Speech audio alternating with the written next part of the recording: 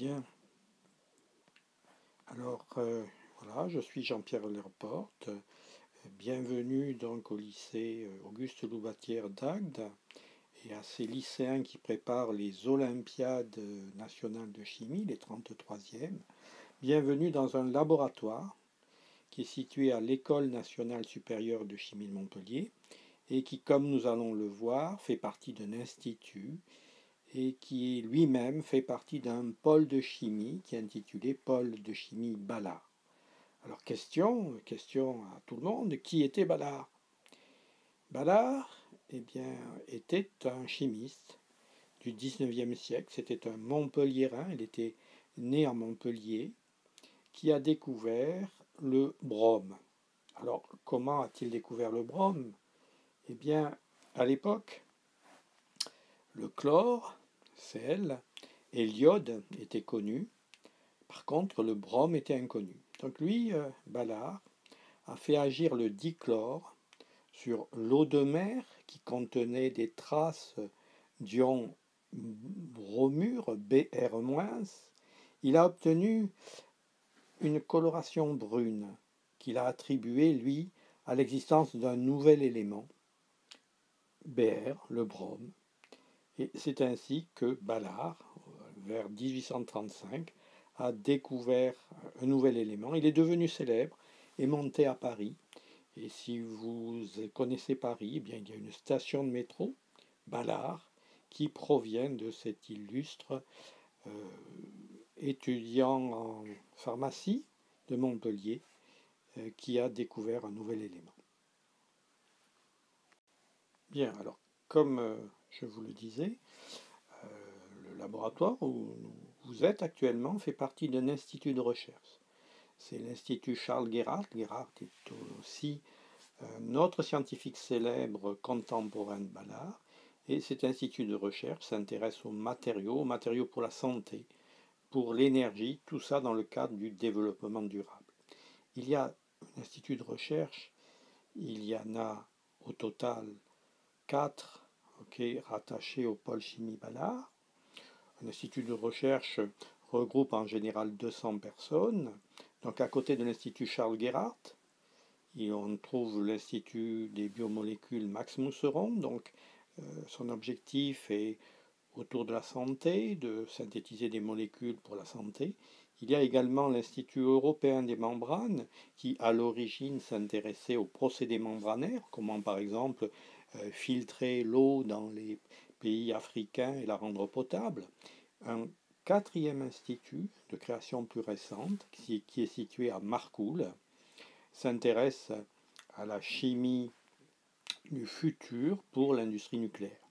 Alors pourquoi se regrouper au sein d'un pôle chimie Balard? Eh bien, faire de la chimie actuellement nécessite des outils d'analyse et de caractérisation qui sont extrêmement coûteux. L'appareil de résonance magnétique nucléaire que vous allez voir tout à l'heure a un coût qui est exorbitant pour un seul institut, puisque son coût va de 500 000 à 1 million d'euros. D'autres outils d'analyse sont utilisés, la spectrométrie de masse, la spectrométrie de rayons X, le XPS. Ceux-ci nécessitent des investissements conséquents et on ne peut les obtenir qu'en se regroupant au sein d'un pôle chimie.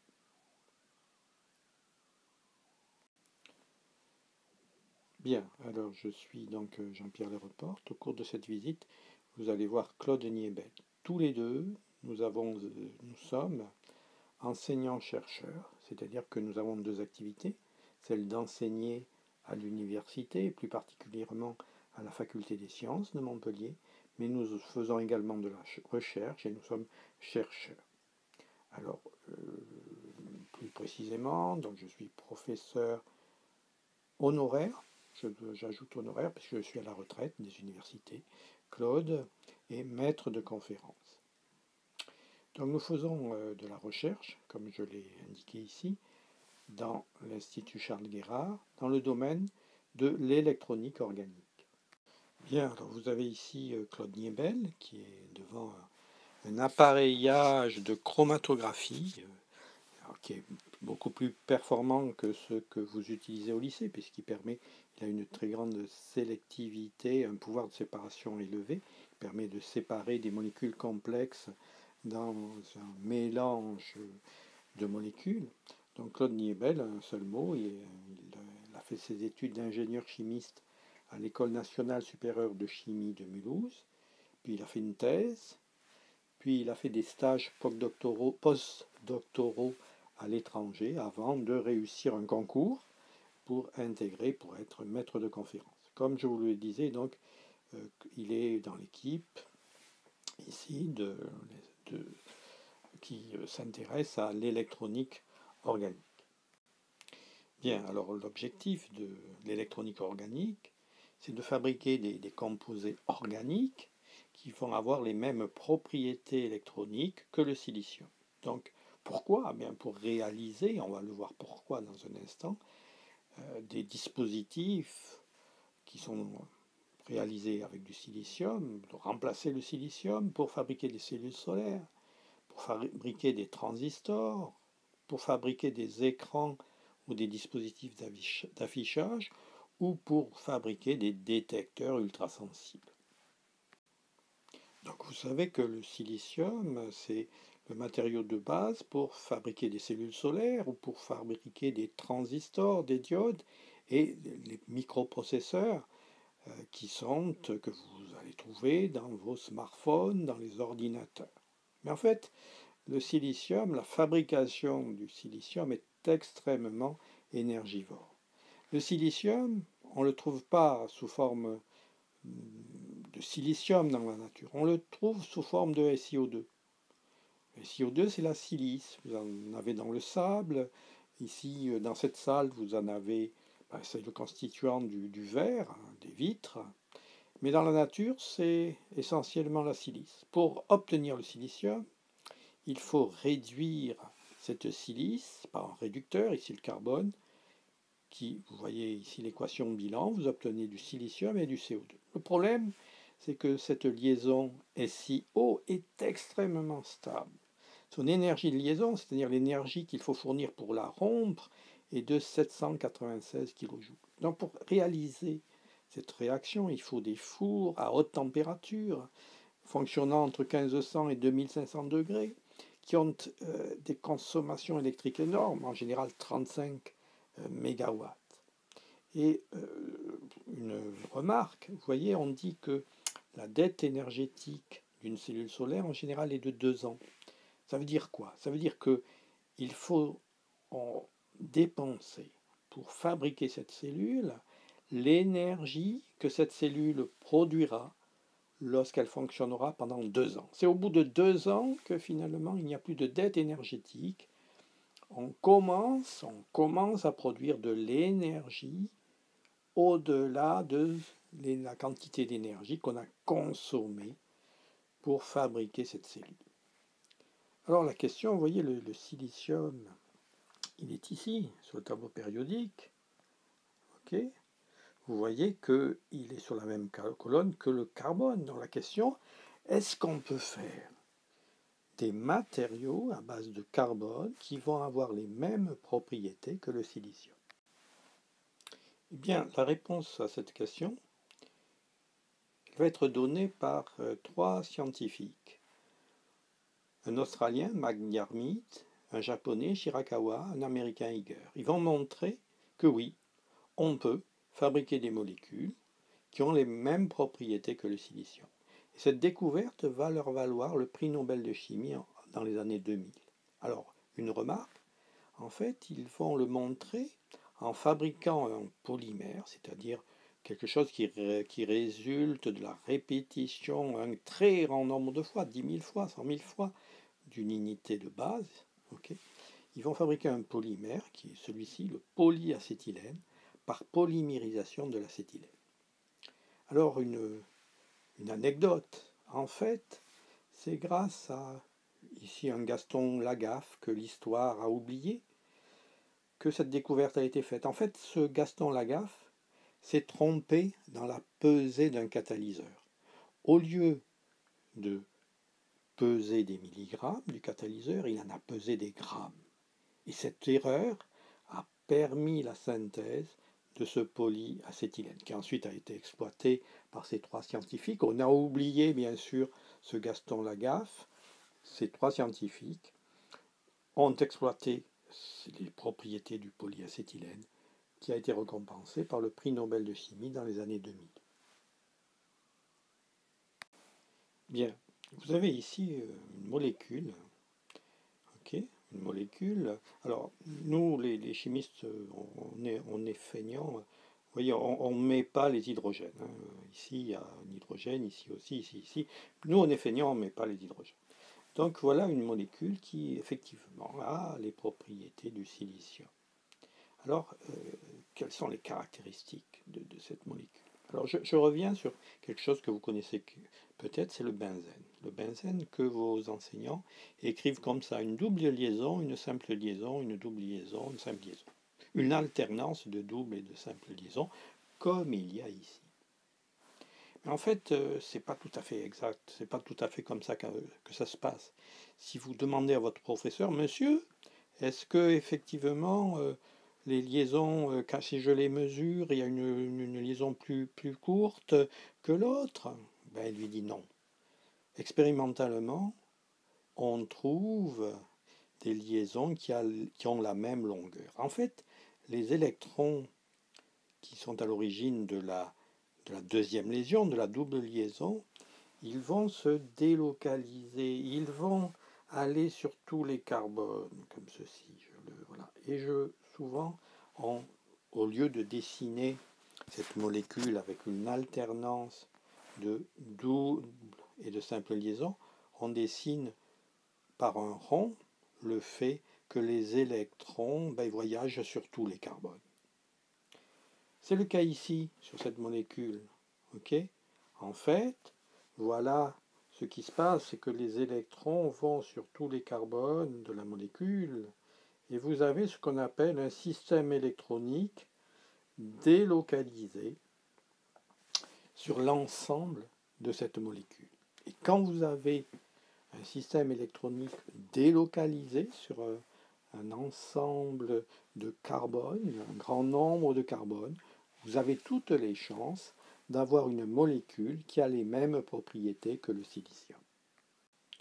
Bien, alors on va être plus précis. Vous reconnaissez ici la molécule de tout à l'heure. Ici, c'est votre professeur de sciences physiques qui est au ski. Donc il a une énergie cinétique, il a une énergie potentielle, et il a une énergie totale qui est la somme des deux. En mécanique classique, eh bien, l'énergie totale peut prendre n'importe quelle valeur. Les électrons des atomes, c'est une autre histoire. Ils ont une énergie cinétique, ils ont une énergie potentielle parce qu'ils sont attirés par le noyau, mais ils ne sont pas régis par la mécanique classique qui régissait le mouvement de votre professeur. Non, ils sont régis par une mécanique un peu particulière qui s'applique aux objets nanométriques. L'énergie d'un électron, c'est-à-dire la somme de l'énergie cinétique et de l'énergie potentielle, ne peut prendre que certaines valeurs que j'ai symbolisées ici par des traits. On dit que l'énergie est quantifiée. Alors, ces électrons, eh bien, je remplis ces niveaux énergétiques en commençant par les niveaux les plus bas. Je mets sur chaque niveau, je mets 2 électrons. Alors, je vais supposer que quand j'arrive ici, j'ai plus d'électrons à mettre. Et vous voyez qu'il y a 2 niveaux particuliers. Le dernier, le plus haut des niveaux qui est occupé, que je vais noter HO, le plus haut occupé. Et puis, le plus bas des niveaux vacants, que je vais noter BV. Et ce qui se passe quand vous avez une délocalisation électronique sur un grand nombre de carbone, c'est que l'écart entre ces deux niveaux, BV et HO, est voisin de 2 électronvolts. C'est à peu près le même écart que l'on trouve dans le silicium. Et le silicium, lui aussi, a des électrons qui ont des énergies quantifiées, avec un écart BVHO à peu près de 2 eV. Voilà pourquoi cette molécule a toutes les chances de vous donner des matériaux qui ont les propriétés du silicium. Alors on sait à l'heure actuelle synthétiser des molécules organiques qui ont les propriétés du silicium. Et ces molécules organiques peuvent servir à élaborer des cellules solaires, comme le silicium, ou des transistors, comme le silicium. Il y a plusieurs avantages à utiliser des molécules organiques. Le coût de production des matériaux utilisés pour ces dispositifs est plus faible que le coût de production du silicium. D'autre part, on peut déposer les matériaux, on peut faire des cellules solaires, on peut faire des transistors sur des substrats souples, ce qui est particulièrement intéressant dans le domaine du photovoltaïque. D'autre part, par rapport au silicium, les molécules organiques, en ce qui concerne les cellules solaires, vont capter un plus grand domaine de rayonnement. Je m'explique. Ici, j'ai reproduit le spectre d'émission du Soleil comme il est reçu sur la Terre. Donc il y a non seulement le domaine de l'ultraviolet, ici, du visible, ici, mais également une partie non négligeable du rayonnement dans l'infrarouge. Les cellules au silicium fonctionnent avec les ultraviolets et le visible. Les cellules organiques permettent de capter une part importante du rayonnement solaire dans l'infrarouge. Malheureusement, pour le moment, ces dispositifs souffrent de quelques inconvénients. Il y a une stabilité qui est moindre que celle des dispositifs au silicium qui peuvent durer de 10 à 20 ans. En revanche, les cellules solaires organiques ont une durée de vie, pour le moment, qui est de l'ordre de 2 ans. Les performances, d'autre part, sont plus faibles. Elles sont pour une cellule solaire de 10%, alors qu'on atteint des chiffres beaucoup plus élevés, 25-30%, pour des cellules solaires inorganiques. De même, les transistors, fabriqués avec des composés organiques, ont des mobilités inférieures à celles du silicium. Alors, je vous ai dit tout à l'heure qu'il y avait, quand je vous ai présenté les différentes applications, cellules solaires, transistors, qu'il y avait d'autres applications, en particulier des écrans d'affichage ou des détecteurs. Ils sont symbolisés ici. Alors, on entre dans un domaine où ce qu'on exploite, c'est la possibilité de ces molécules d'émettre de la lumière. On parle de fluorescence, on parle de électroluminescence. On va parler maintenant de fluorescence. Fluorescence, c'est la propriété qu'ont certaines molécules d'émettre un rayonnement visible lorsque on les éclaire avec un autre rayonnement, par exemple un rayonnement qui appartient au domaine de l'ultraviolet.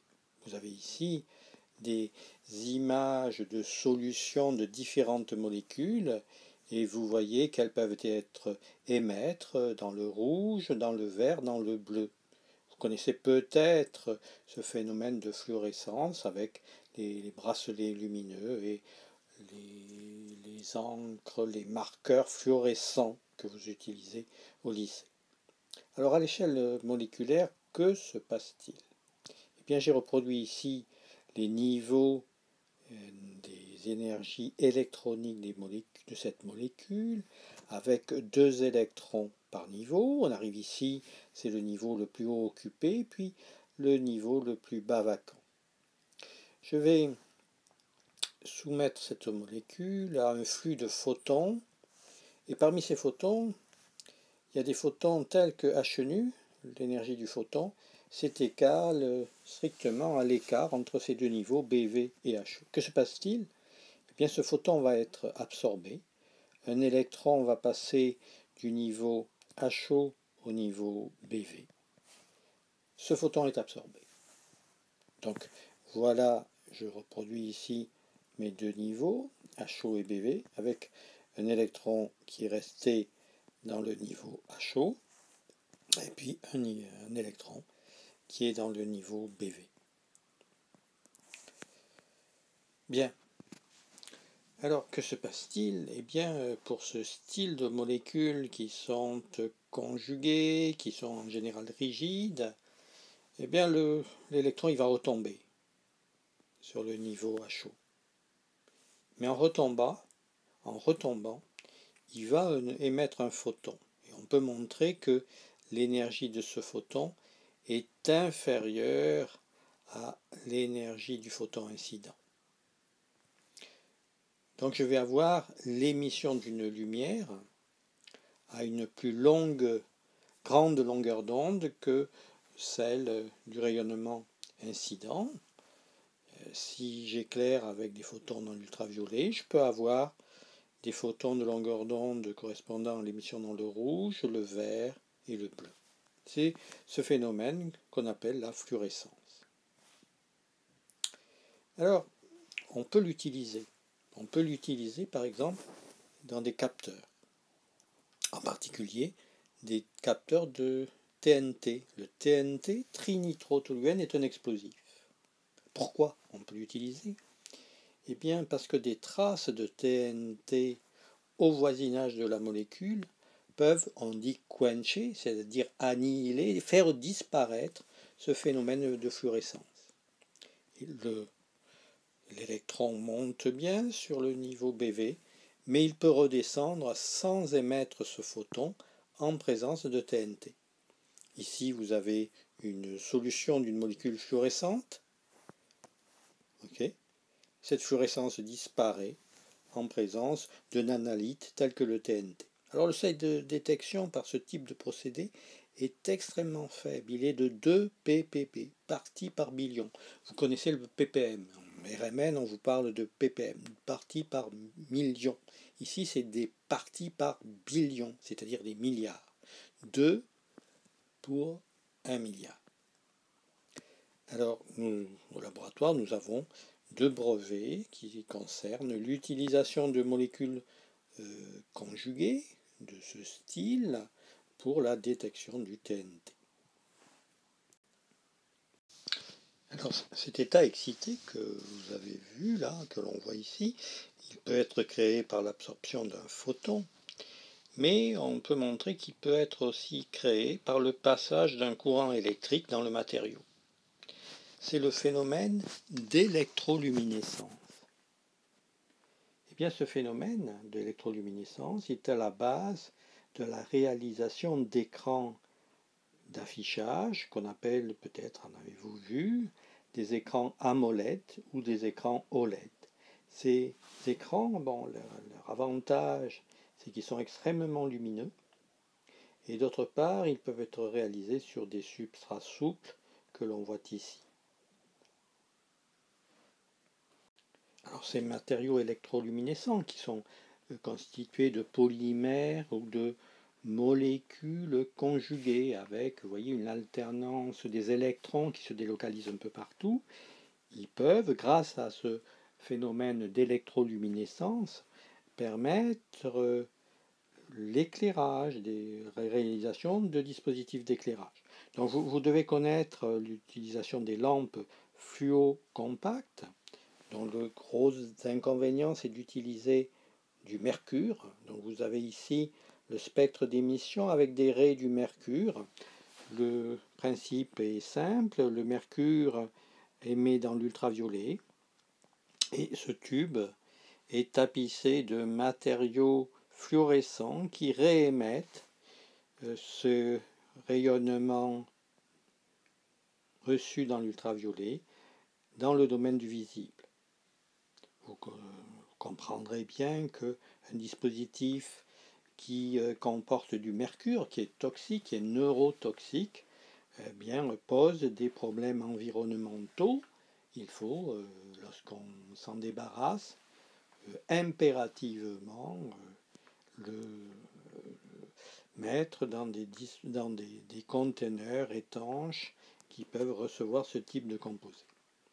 Vous connaissez sans doute un autre type d'éclairage, c'est les éclairages à LED, dont vous avez ici un exemple. Ce type d'éclairage, vous avez le spectre ici d'une LED. Alors l'inconvénient, c'est que ce type d'éclairage ici émet dans le domaine de l'ultraviolet, puisque le principe est le même que pour le mercure. Il y a un émetteur dans le domaine de l'ultraviolet, et puis il y a des matériaux fluorescents qui, recevant cette émission dans l'ultraviolet réémette ici une partie du rayonnement dans le domaine du visible. Les dispositifs d'affichage à base de molécules de polymères organiques eh bien, présentent l'avantage d'avoir une émission dans l'ultraviolet qui est réduite. Vous avez ici en rouge, ici, le spectre d'émission. Vous voyez que dans le domaine de l'ultraviolet, il y a beaucoup moins d'émissions. Et d'autre part, vous avez une émission dans le domaine du visible qui est comparable à celle du Soleil que l'on voit ici. Donc là encore, un avantage des matériaux organiques, molécules et polymères qui sont électroluminescents par rapport aux dispositifs que l'on trouve actuellement dans le commerce. Alors une dernière application de la fluorescence, qui est la propriété de ces molécules organiques conjuguées, eh bien, nous avons au laboratoire, issu d'un travail d'Olivier Dautel, qui est chercheur CNRS au sein du laboratoire, eh bien, il a pu créer une société qui s'appelle Ateor, qui est spécialiste dans le marquage furtif, le marquage qu'on ne voit pas. Vous avez du verre. Donc ici, vous avez des morceaux de verre sur lesquels on ne voit rien. Sous UV, vous voyez qu'en fait, sous UV, vous voyez apparaître ce qu'on appelle une data matrix, c'est-à-dire des points. Et on peut lire cette data matrice sur laquelle on aura enregistré un certain nombre d'informations. Alors c'est basé sur en fait la possibilité que ont les molécules, si on greffe sur cette molécule des composés, un dérivé silylé, que je représente ici, on peut greffer cette molécule sur le verre grâce aux fonctions OH. On a ici un verre sur lequel est greffé par une liaison covalente un fluorophore, donc quelque chose qui émet un rayonnement visible, quelque chose qui est fluorescent, on l'excite on l'éclaire avec une lampe ultraviolet, et puis il émet dans le visible. Et cette liaison est extrêmement solide. Et d'autre part, cette encre invisible qui comporte cette molécule un peu particulière, cette encre, elle peut être déposée grâce à une imprimante à jet d'encre, donc très facilement. Je voulais vous montrer ainsi que dans un laboratoire, on mène des recherches qui peuvent avoir des débouchés industriels importants.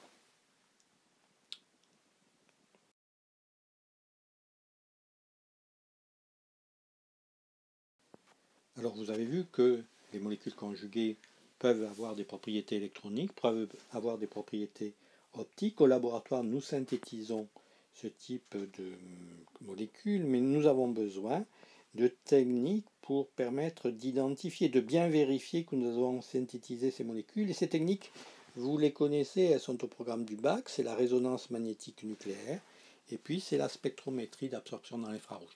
Nous allons vous montrer maintenant comment on utilise ces deux techniques, et cela va faire l'objet d'une vidéo particulière. Comment on enregistre le spectre de résonance magnétique du proton et le spectre d'absorption infrarouge de molécules organiques.